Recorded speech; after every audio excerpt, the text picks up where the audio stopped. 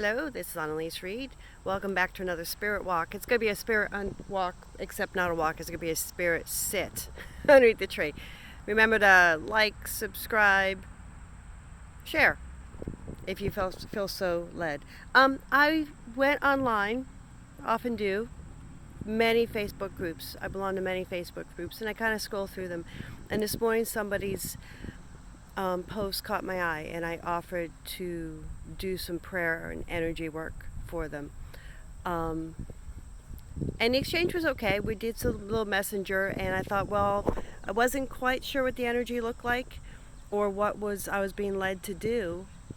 So I kind of asked a couple questions, kind of spent some time with it, kind of took a shower because, water helps clear the mind and do what you need to do. So anyway, I chose this. This is not that I chose it. This is what came. This is what settled. You know how you do energy work? You go, okay, that's actually the answer. Anyway, I asked, what truths do you actually know? I'm going to backtrack. Part of the energy exchange kind of threw me off because I got a good luck from the person. I was like, there's no luck involved. Energy speaks for itself completely. Energy speaks for itself. So let's just go with that and see what comes up. And I wasn't sure if I was going to get any information. Early in life information I needed to know. I kind of said, if it's available and it's necessary, we'll do it. If not, don't worry about it. I'm not tied into details. So anyway, the details of the person, what they're going through is not super important. What I did do was, and this is part of what I'm doing, I'll send this off to the person. So I asked for 3 questions. What are 3 truths do you actually know to be absolutely true? 3 affirmations. The first one is what you're holding on to. The second one's filler, and the third one is the truth. That's the meat of what's going on. So the third one was, I am light. And the light was, I asked what the meaning of that was.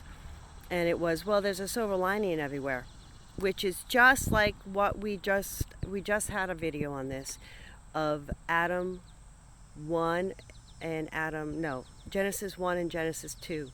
And I pulled the card from the Ministry of Allowing. So I've got a bunch of cards that have truths on them, and that's how I've been doing my energy work recently, is to pull a card of truth, meditate on the truth, and go with that. And the funniest thing is the card I pulled. As soon as I saw that, the carnal mind is a serpent in the garden.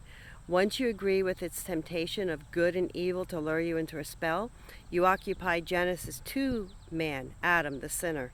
You fall asleep in a world of strife by looking through the mortal concepts of birth, death, life, good, bad, right, wrong, etc., which is perfect for where I know I end up. I think about what's going, and there's a lot of judgment with what's happening, and how can I find a silver lining in this mess at whatever, instead of just stepping back and saying, we're spirit.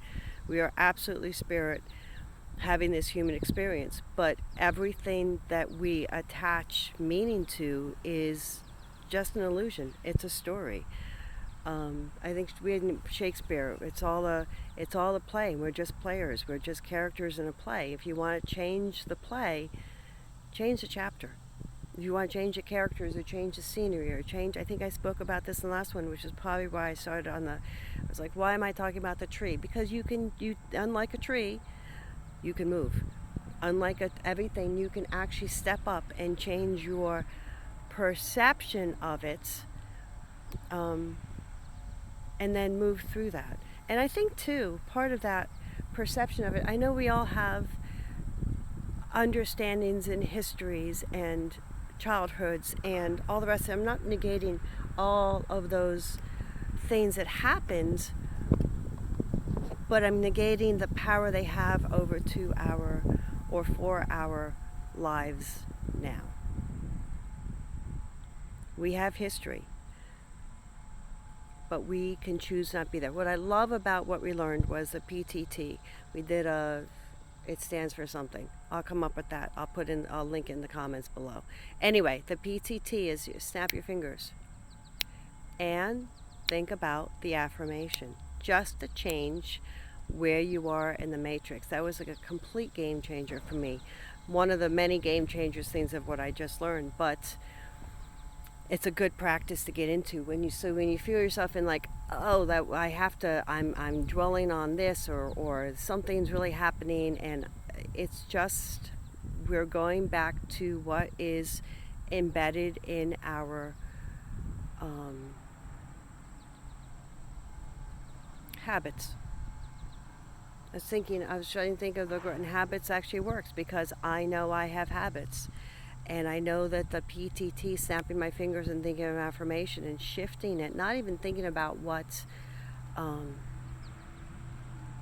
the situation at hand is. I remember Abraham Hicks listening years ago, I've been listening to them for years.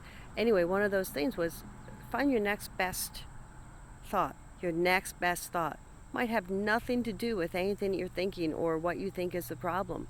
Focus on your next best thought and go from there, and just focus on what's going really well in your life and not on what's not going well in your life. We all have 1,000 balls in the air. Focus on the one that's going really well, and other stuff will even itself out. So I hope that helps. Till next time.